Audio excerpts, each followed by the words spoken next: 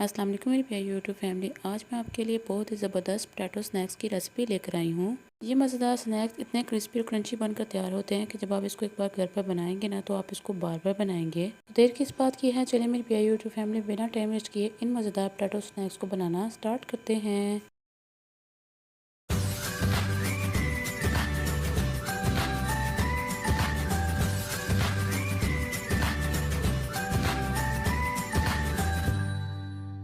बिस्मिल्लाहिर्रहमानिर्रहीम। इन मज़ेदार potato snacks को बनाने के लिए सबसे पहले हमने 3 से 4 मीडियम साइज़ के आलू लिए थे, जिनको हमने इस शेप में काट लिया था। आलू को पानी में डालने के बाद हाफ टेबल स्पून हल्दी डाल लेंगे।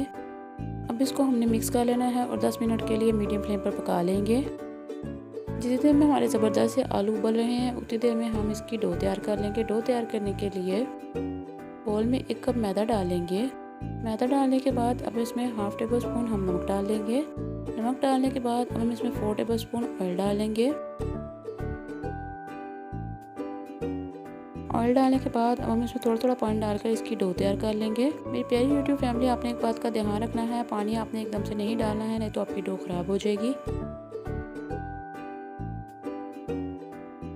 ये देखिए व्यूअर्स, हमारी ज़बरदस्त सी डो तैयार हो चुकी है। अब हाथों पर ऑयल लगाकर डो को अच्छी तरह से सेट कर लेंगे।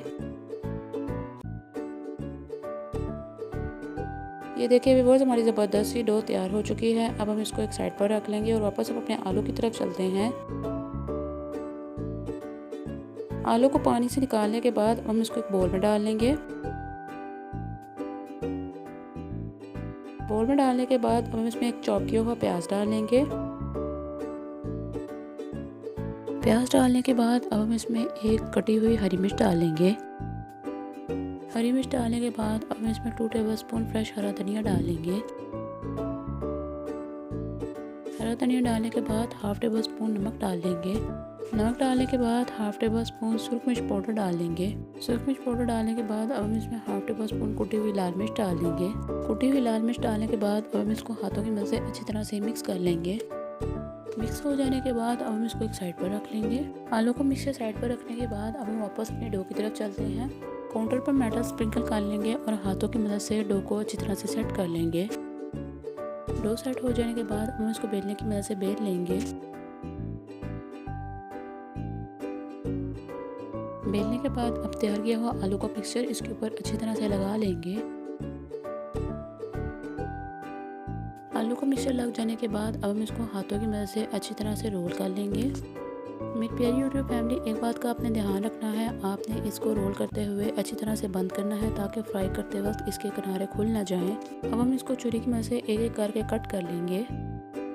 जिसने अभी तक मेरे चैनल को सब्सक्राइब नहीं किया तो किस बात की देर है, जाए फटाफट से सब्सक्राइब कर दे, बेल आइकन प्रेस कर दे ताकि इसे आने वाली मेरी तमाम वीडियो की नोटिफिकेशन सबसे पहले आपको वसूल होती रहे।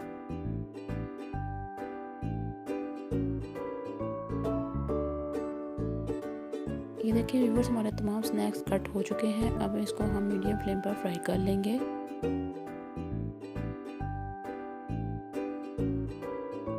एक साइड से फ्राई हो जाने के बाद अब हम इसकी एक साइड चेंज कर लेंगे।